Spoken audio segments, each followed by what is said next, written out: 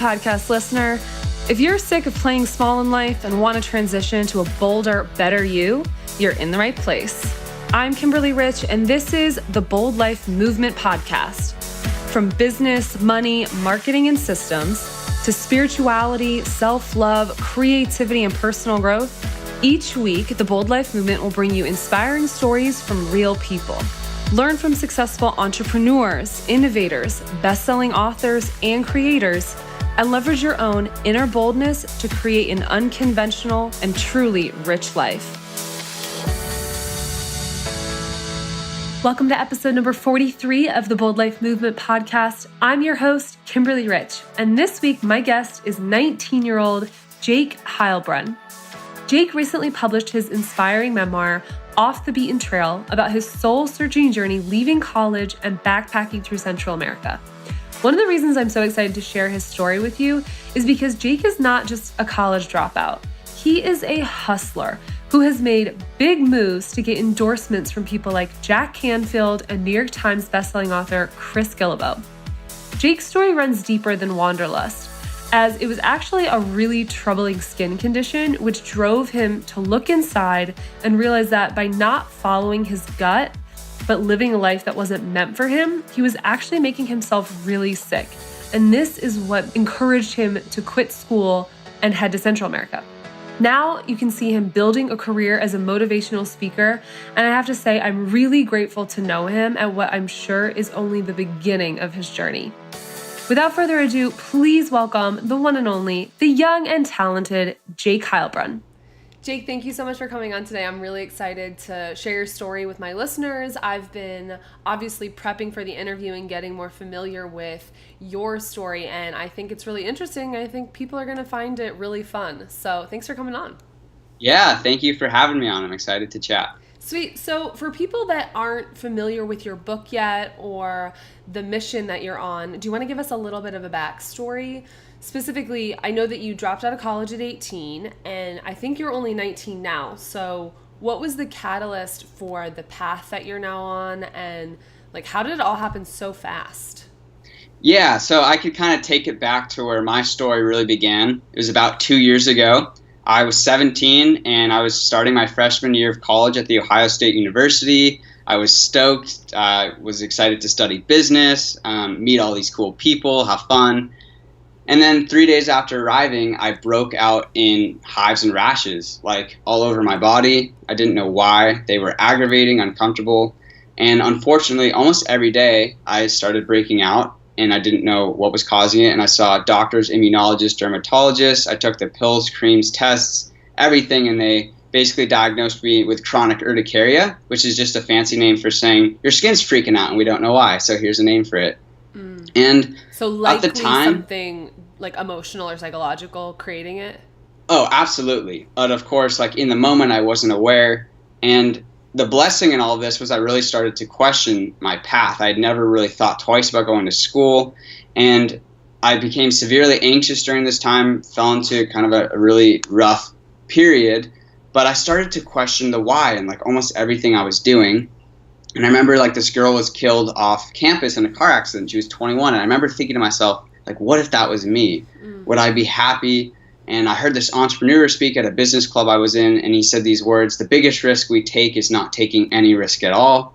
And I remember lying in bed that night, and my true passion and the thing that called out to me for months was just to travel and explore different ways of life. I had no idea why. It just made me excited. So I canceled all my class. This was like 2-3 weeks before the semester ended. I canceled all my classes and everything for the next semester that I planned. I'm like, I'm going to do this travel thing.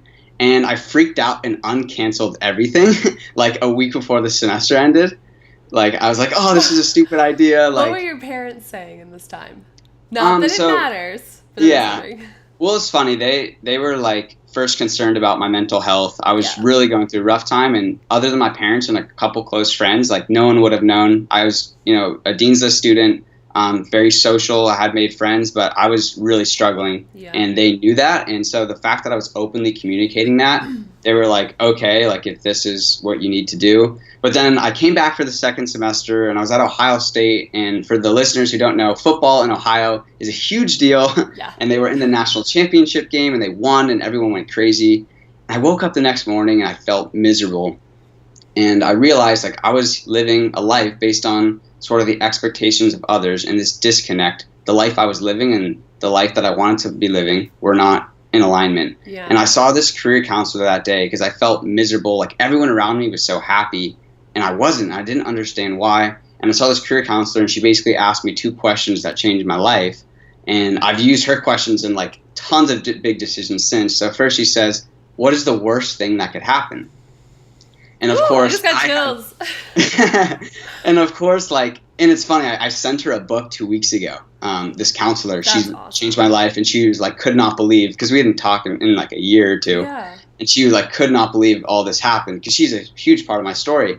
And she said, what's the worst thing that could happen? And of course, I was catastrophizing, like, which is by keeping a thought or a fear in your head and not verbalizing it, you blow it up out of proportion. So I thought I was going to just become this loser who would never get hired. I was going to be like a beggar forever if I left school to do this thing. And realistically, I knew that that probably wouldn't happen. Of course it could, but realistically it wouldn't. So I said that aloud to her and I laughed because I realized my fears and thoughts were just fears and thoughts. Yeah. But by saying them aloud to her, it was like this freedom, and it gave me the clarity to move forward and think logically. And then she said, okay, you thought about the worst, but what is the best thing that could happen? And in that moment, I took the time to kind of tune in, and I just visualized myself traveling and living with another family and exploring and meeting people from all over the world and coming back with the inspiration to make a difference in my community and maybe even writing a book about it. And it was in that moment I said, okay, I looked her in the eye and said, I'm leaving school to do this thing, to go travel. So I came home a couple of days later. I got my finances back for that semester, started doing some research. And 2 months later, I hopped on a flight to Guatemala with a backpack, no cell phone, and other than hola and gracias, didn't really know Spanish. And I'd been to England once as a kid for soccer, but other than that, like not really travel, no travel experience. So you weren't super comfortable traveling, let alone traveling on your own. What are some of the fears that you had to overcome to actually get on the plane? And why no cell phone? Why make it harder on yourself? Well, it was funny. So I'm 20. I just turned 20. And my generation, you know, especially like younger millennials and all millennials, but in like Gen Z, like we grew up with cell phones. They're a huge part of our life. Yeah. But the next morning when I woke up after the national championship, I had like posted an Instagram photo and all these friends were commenting and like calling me and texting me like, congrats, you must be so happy, you're the man. And I realized like how superficial the way I was using social media. And like I love social media today, but I was in a state where I was comparing myself, and I realized like this trip was for no one else. It was for me, and I didn't want to be distracted about what was going on at home, and I wanted to live in the moment. So, and where I was going, there was like not really Wi-Fi anyway, so it wasn't going to help much.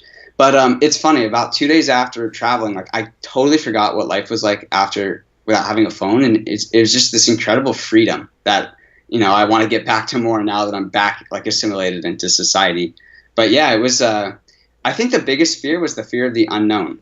And you know, I heard, do you know who Coop Blackson is? He came out with a book called So he came out with a book, and I heard him recently on an interview, and he was saying he moved here when he was, I think, 18 from Ghana, and with like $1,000 and nothing, and like and didn't know anyone.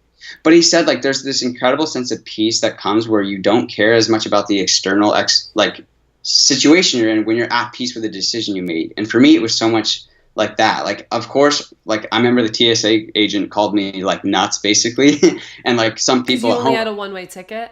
I had a one-way ticket. Like I did not speak Spanish. I had to get to this town that was 9 hours in the north, and the homes didn't have addresses. I didn't have a phone. So the guy, to give a little context, I found this site called Workaway, which is like travel cultural exchange, and I was like, perfect. I could volunteer. It was like, this one was like $50 a week for 3 meals. I would live with a local family in the shack right next to their house with volunteers. I was like, perfect. I'll live in this town. I'll get to experience ways of life and get to teach English and soccer. Oh, cool. That was like the volunteer thing that I found, and it wasn't organized, which I liked. But the guy was a total badass who I stayed with, really inspired me. He was 8 years in the special forces doing hostage raid and recovery. Like his story I tell in my book. I mean, he was in an ID explosion that changed his life, and it's unreal. But the type of guy he was, like he basically was like walked from Baghdad to Syria, and like said it was like no big deal. He's like, oh, I'm just going to walk to Cancun because he like was out of money. That type of guy, right? So he's this 3-line email, like, okay, when you get to Guatemala, like take a taxi to the bus station, hop on this 9-hour ride, take a taxi to this town, and ask for Chris the Gringo when you get there, which is just a white guy. And I'm like, okay. And like told my parents I had everything figured out, like whatever. And I didn't. But of course, you know, it took me over a day to get to this town. I had people help me along the way, but everything tended to work out. And it's really interesting when you put yourself in that position where you pull the rug under, but it's like a gut thing. It's not just reckless. It's like intuitive. It tends to work out. And that's like the kind of the overarching message of the book. It's like when we take a leap of faith based on our gut, based on our intuition, things tend to work out, and we find that happiness in the pursuit of what we're doing. Yeah, I love that. So I understand that while you're there, not having a phone and things like that can feel really freeing and liberating, and it sort of suits the situation. And all of the experiences that you had when you arrived were probably like unique and really rich. How did you integrate back into U.S. society after having all those experiences, and how did that sort of motivate you to start the book?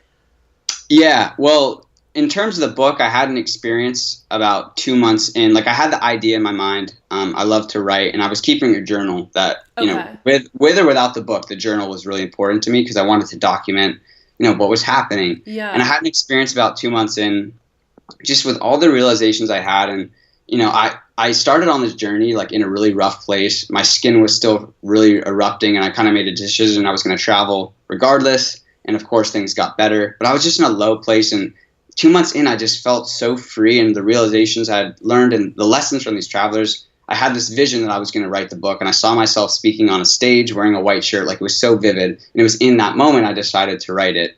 But coming back, again, I get chills. Yeah, and it's funny. This speaks to me so much. Obviously, that's why you're on the show. But yeah, I love that. And it's funny, I spoke at my book launch party the other week, had a really awesome turnout, and of course, I read this part from my book, and it's like, I'm wearing a white shirt, and the MC hands me a mic, and of course, I'm like, yeah, okay, I wore a white shirt intentionally. But it was kind of a chilling moment, because 16 months guided me to this vision, which was so vivid in my mind, but no external physical proof to anyone but me, and I felt it so much, like every ounce of my being, I was like, this is going to happen. So that was like, once I knew that, like, the day after I got home from my trip, I started writing the book. Yeah. But the culture shock returning was much more difficult than the culture shock leaving, which I don't know. To be true too. Yeah. And I was kind of like, I saw a lot of friends, and like I was close with, I'm so close with today, but I felt like I was kind of alone. Like I intentionally wanted to be alone a little bit. Like no one can understand what goes on, and it's not their fault. It's just the reality of it. So I spent time, and I think writing, with or without writing a book, writing is a very powerful way to process what you experience. Yeah. Very cathartic. Absolutely. So I started writing the book, and I got into this kind of crazy routine where I would like wake up. I was waking up at like 5:30 every day on my travels, because that's just when the sun got up, and like, you know, I'm in a tent or something, like I'm going to wake up. So I was used to getting up early, and then I would take a cold shower right away, which I've been doing for the past year and a half. Oh, okay. I love hearing about people's morning routines. Oh, I'm a huge routine guy. And so I ended up writing 100,000 words in 3 months, which was the first draft of the book. And you cut a lot. Oh yeah, I cut a lot. But the like how I got into that phase, essentially writing 1,000 words a day, was because I really I had this intense routine where I would wake up, and I learned about the cold shower from Tony Robbins. His book, I brought a little Kindle with me, and so I downloaded Awaken the Giant Within. That was like the only book I brought with me on my Kindle on my travels. But I learned that Tony Robbins, you know, does the whole cold. He jumps in the cold tub every morning, and you know, it wakes you up physically and mentally. But it's also like the analogy of doing something uncomfortable to start your day, because you get in the mindset of being able to approach other uncomfortable things and just do it. I love and that. So I started that, and then I did a little 10-minute mindfulness guided meditation on YouTube. I'd make my tea or coffee and just put on Time 10-Hour Mix by Hans Zimmer, headphones on, and just write. And I would, take a break after a little while, and then either work out or do some yoga, and then go back to that, essentially writing about 4 hours a day for 3 months. And then I had the first draft written. And that routine, though, was really powerful. And the night before, this is something that I found really effective. I would like visualize myself writing it the next day. So when my alarm came on, like I would fly out of bed, like almost dangerously, like fly. Like the alarm is like I'm jumping out of bed, because when you jump out of bed, you don't have time to question, oh my God, it's 5:30 or 6, I'm tired. Like, but if I didn't prime myself the night before, I found getting up was much more difficult. And it's like kind of like 10 seconds of hell, but the rest of your morning, it goes a lot more smooth because you get in that mindset doing the uncomfortable. So that was a very powerful routine that helped me write the book, which is the very beginning. The concept of jumping out of bed is something, I don't even know where I heard it, but I wrote about it either a blog post or social media a few months back. And there is something like really powerful about the forward motion that you're forcing yourself into, and it kind of gets you excited for whatever you're about to dive into. So big fan. I don't remember where the idea came from, but I'm right there with you. Yeah. So one thing that stands out to me is that you're already exposed to a lot of like really mindful practices and, you know, people like Tony Robbins and morning routines and things like that. I hadn't heard of any of that till like my late 20s at least. How did you become exposed to these things that have helped you feel confident enough to write a book at 18? Yeah, I think it's funny. I was speaking to someone literally about this yesterday, and she said, a lot of times people aren't like, you know, because I'm trying to think about, I want my book to get into, you know, college students, people who it could really help. I think it's for all ages. But she basically said this comment, like, until life kicks you in the teeth, you're not going to be receptive to it. And I look at everything like, I mean, I went through a really rough 6 to 7 months, and this chronic skin condition and the anxiety and the depression were kind of a wake up. It was like a blessing because it made me wake up to the life I was living. I didn't want to live for the weekend. I was a big partier. Like what other 18 years old, I'm stoked for school. I want to meet girls. Like partying is just like, you know, and I was used to that. And then I could not ignore the skin condition. It was uncomfortable and it made me super anxious. So I really started to question. And then in a way, the journey was almost like a healing journey. And I spent a couple weeks in the spiritual community where we practiced intense meditation every morning. And by the word intense, I just essentially mean breath work. This was my first, and like I had an experience where I was literally, no, this was in an ashram in Nicaragua on an island, like traveling. Well, I did have an experience though in Ohio State. My very first mindful experience was at Ohio State. I went to this workshop because like I was so stressed, and this guy was like, he gave us all raisins. He's like, put a raisin on your tongue and like just think about it. It was like kind of a funny thing, but I remember feeling really at peace after. And of course that like sparked my interest. But in Nicaragua, like a little after 2 months into my trip, I spent time in this ashram and we did intense breath work. And breath work is so powerful. I literally got paralyzed in my upper half of my body. It's called tetany, you know? And I'm like freaking out. It's called tetany. That's like what it's called when you have this like partial or like temporary paralysis. I didn't know anything about it. And I'm like sitting in this ashram, like dripping in sweat, like shit, like I'm paralyzed now. Like what just happened? And I start, because you're breathing like in and out rapidly. And of course, like you're bypassing your conscious mind to like, you know, be able to uncover and release these traumatic experiences or realizations you're having. And I remember that was so powerful. It made me stare in the face like my insecurities with like drinking and like, and that was like a big moment where I peeled back layers that I felt that had built up over time that weren't serving me. And I saw like, this is the person I have become and I am becoming, and I can either go back into this old me or accept that this is who I am. And that was kind of a big defining moment. But I think I was drawn to that experience, and being in this ashram, you know, I learned meditation, first time doing yoga. Like, you know, in the US, it's like I always associated yoga with like Lululemons and like, you know, the whole thing, but I was the only American dude in this ashram. So it was cool to see these.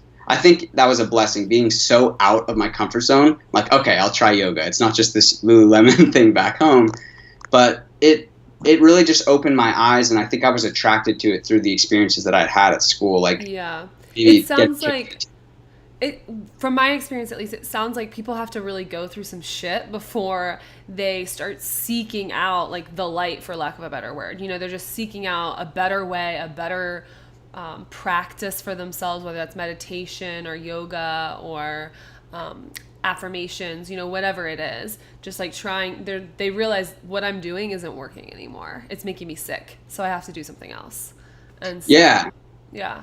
That's I love that story. That's so interesting. Is that in your book? Yeah, It is. that was a pretty like eye-opening moment for me, physically and literally, and or metaphorically. Yeah. One thing I want to know: how has your life changed since coming home and learning all that you learned abroad? Like, obviously, you're not in school, or not obviously, but are you in school? Yeah. Oh no, I'm not. I'm not in in school. Okay, so what do you do differently on a social level? On a social level, I think definitely like the interactions I'm having, whereas I'm not like, it's weird because a lot of my friends I still have from high school, they're still really into partying, and it's not like I'm like never going to go to a party. Like I still like to have fun, but the type of people that I'm attracted to and want to interact with it's just this different interest. And I found that that's been probably one of the toughest things being back. Like, I was living at my parents and trying to move out, but it was so focused on the book that like that took a huge chunk out of my life. But in a social scene, just kind of like my interests in people were just much different. Yeah. And I remember like I realized this thing traveling actually. I would always ask, the first questions I would ask people were like, oh, like where do you go to school, or like what do you do? And I was like, why do I always, and it's almost like what they say, I'll like size myself up. Like, oh, like this dude's an engineer. Like, oh, okay. Like, I don't know. It was this weird like superiority complex that I would do. And so like just switching that narrative to say, oh, like what do you like to do for fun? Or like what's something exciting? Yeah, I love that question. I heard that, I think in a Lewis Howes interview, and I'm like, dude, I love that. But so yeah, I think that's been a big shift, just kind of, how the eyes and lens through which I see the world. I love that. So one thing that's really important for me is inspiring people to connect with influencers or mentors that they look up to. And I've spoken on previous episodes about how I was able to connect with Chris Guillebeau.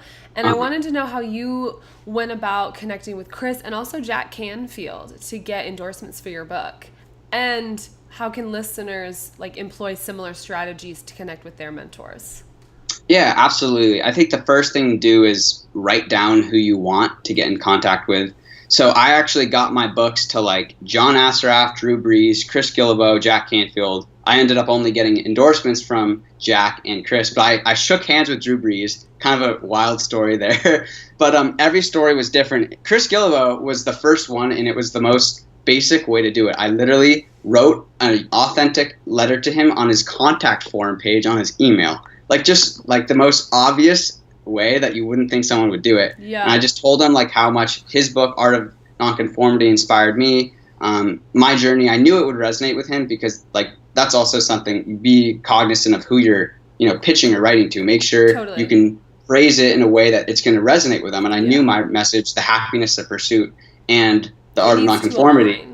Yeah, so Chris's two books is like almost mine mushed together in a little bit of a weird way. Yeah. So I pitched him, he's like, I get 50 review quests a month, but in your case, I might make an exception. Sent me his address, so I sent him the book. And this was like a beta version.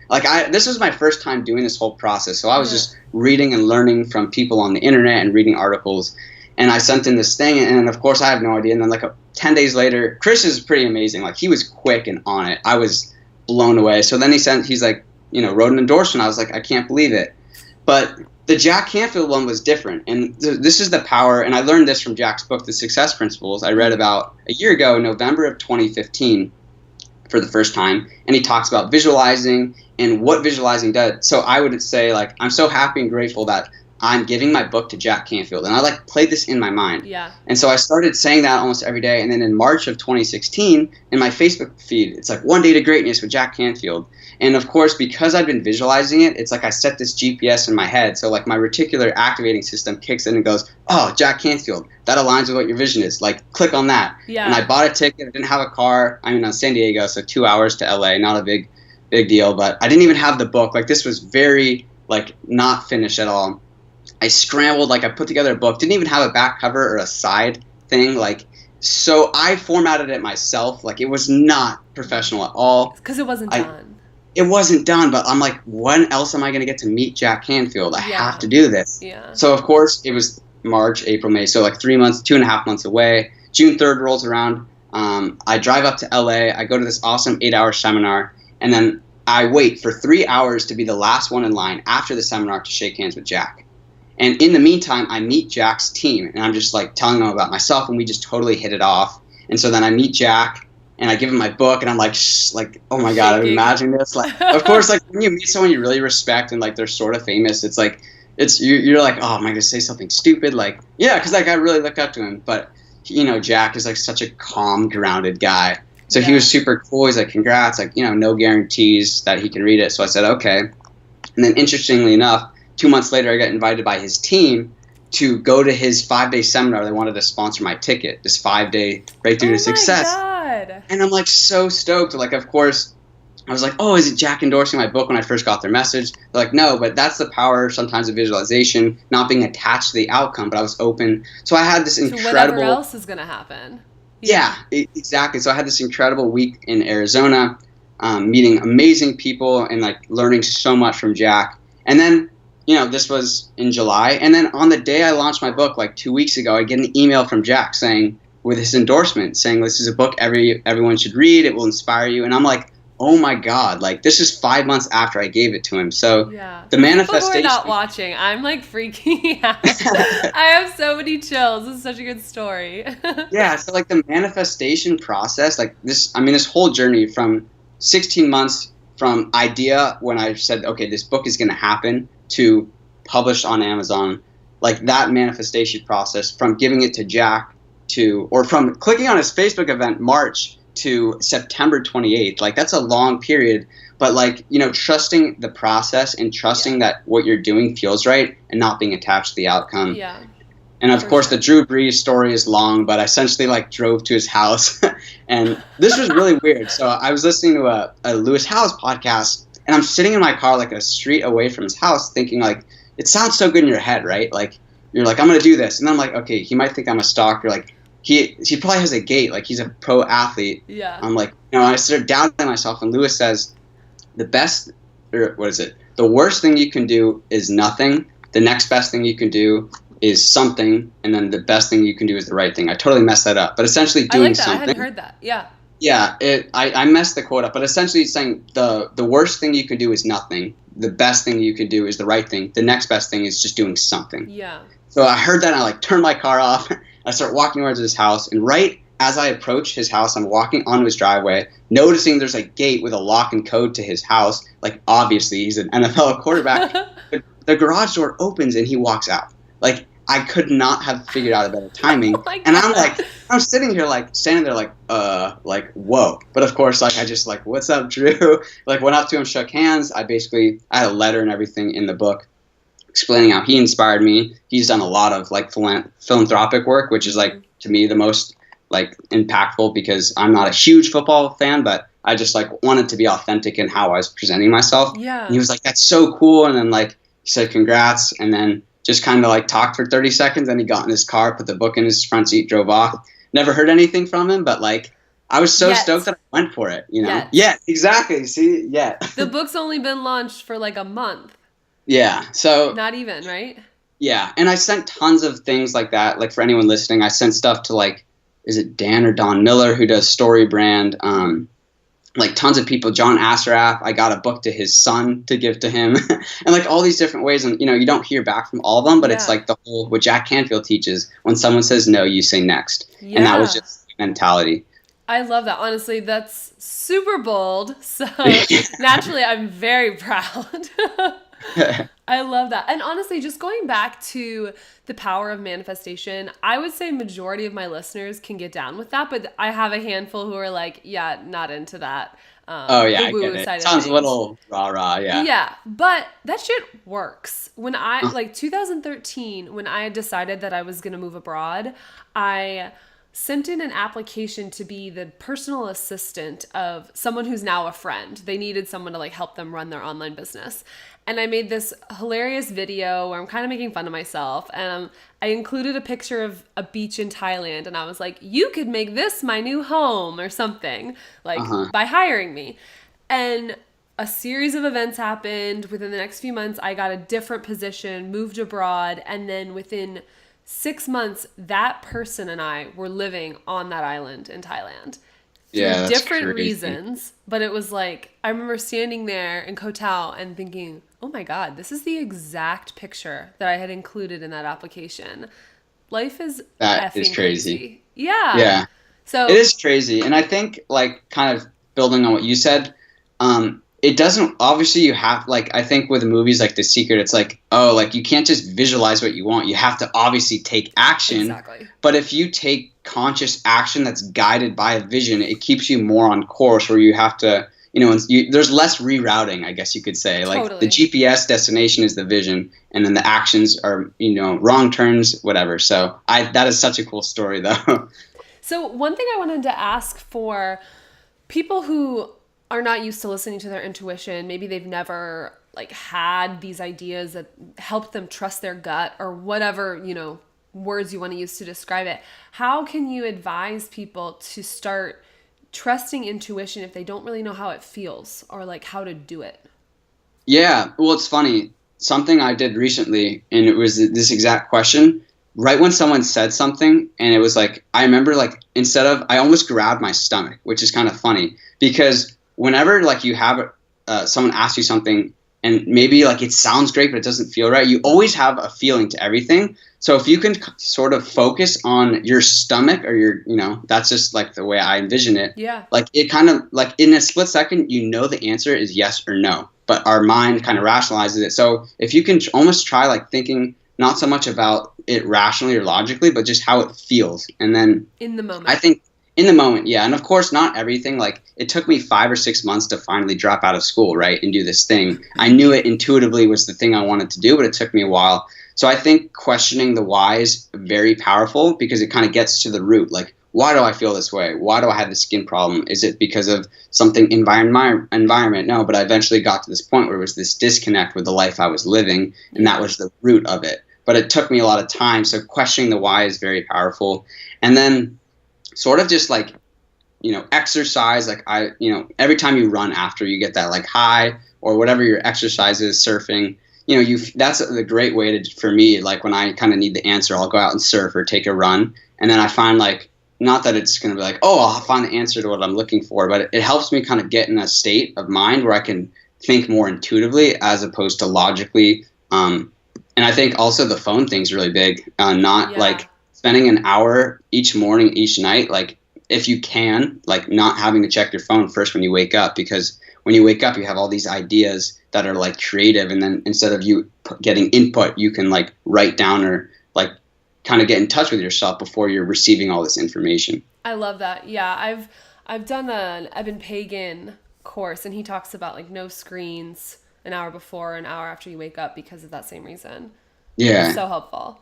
Another thing I wanted to know, okay, we talked earlier about this quote and I wrote it down, so I want to repeat it because I love it. It was, what if the biggest risk we take is not taking any risk at all? And that speaks to me so much because I really want to help people like harness their inner bravery and their inner boldness or truth, whatever it is, and just go after what they want, no matter how scary.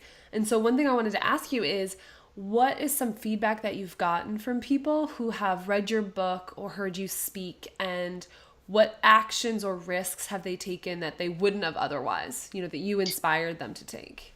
Yeah, that's a great question. It's funny. One of them was, so I was bussing tables in the evenings while I was writing my book. Mm-hmm. And when I launched my Kickstarter campaign I put together this trailer and like I had that quote in it, but this waiter and I were good. Like everyone else in the restaurant kind of had a different interest, and me and him were like, we watched Gary Vee, like we just very similar minded. So we talk and he says, yeah, like, I watched your video and I just thought the last 2 days and I'm going back to school. Like he's like, I want to go back to school. I've been doing other stuff. And like, that to me was huge because this was like in March, wasn't anywhere close to finishing the book yet. Yeah. And I realized like, even just showcasing the story, like this guy really thought about his life.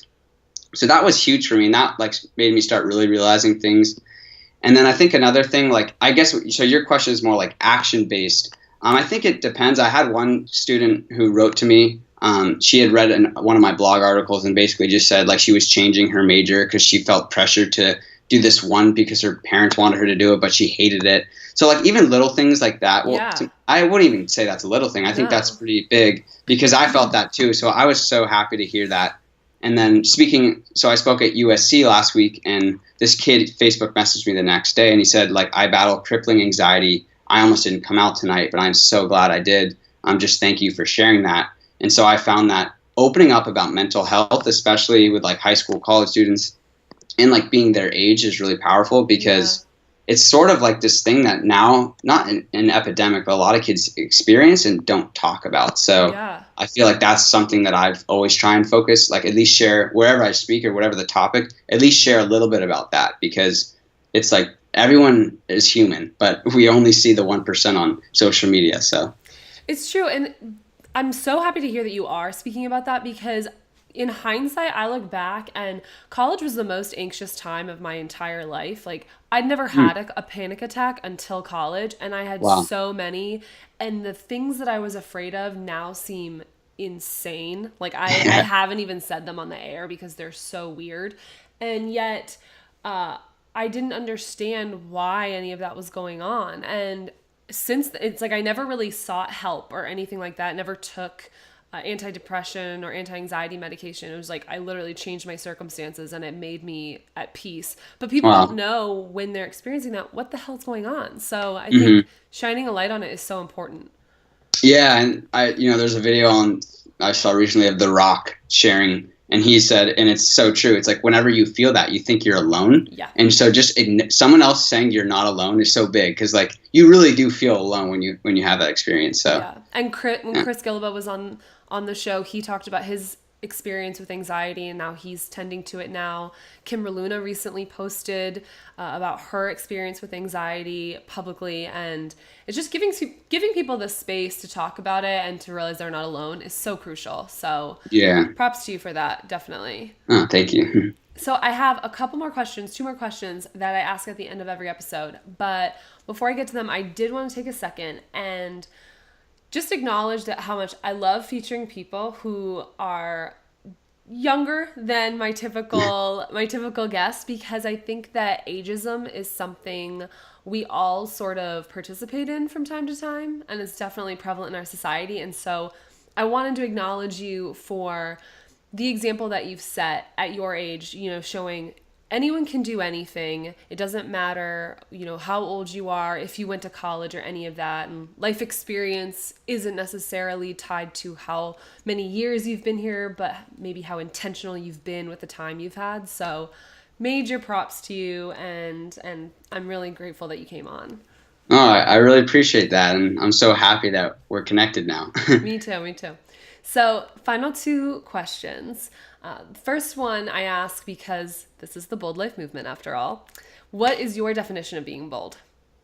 I think being bold is having the courage to listen to your inner voice and live in a way that makes you light up despite what other people think. Love that. Succinct and true. Love that. And the last question, what is your why? My why is definitely, at least I believe that why isn't a permanent thing. Like, I think purpose is created. And so I feel like the why for this point in my life is helping people become aware of what they truly want and understanding that there's not just one path for them. But when you speak about the things that you want and realize and actually think about your life, like think about what you truly want. And then my why is helping people get from where they are and take that leap of faith to start living, because I believe that it is the pursuit of our dreams and passions where the happiness resides. So helping people understand that, become aware, and then take the leap. I love that. Speaking my language, Jake. Love it. Cool. Awesome. Well, thank you again for coming on. And before we go, where can people find you? Where can they get access to you and the book and other pieces of writing that you've done? Yeah, so I'm really excited. Like, everyone who listens to this, it's airing, you said, on November 2nd. So November 2nd and November 3rd, you can get the book for free on Kindle by just going to Amazon and typing in Off the Beaten Trail, A Young Man's Soul-Searching Journey Through Central America, or just my name, Jake Heilbrunn, which is Heilbrunn. And then my website and social media is all just my name. So awesome. And we will have all of that linked up in the show notes as well. So again, thanks so much, Jake. Can't wait to get my hands on the book. I haven't read it yet, so I'm looking forward to it. Yeah, thank you so much. Thanks. That wraps up episode number 43 of the Bold Life Movement podcast. Thank you so much again to Jake for coming out and sharing his story with us. I'm really excited to see what's in store for him. And if you want to get more information, head to theboldlifemovement.com/043 for all of the show notes from today's episode. If you liked it, please go ahead and share it out with a friend. And even better, leave us a review on iTunes. We love hearing from you guys. I can't tell you how good it makes me feel to open my app and see kind words from strangers about the show. So again, go ahead and leave us a review and share the episode. Lastly, if you're more of a visual person, don't forget that you can now catch all of the new episodes of the Bold Life Movement on YouTube. We're videotaping them live. You get to see my face and the face of the guest. So check us out and subscribe at theboldlifemovement.com/YouTube.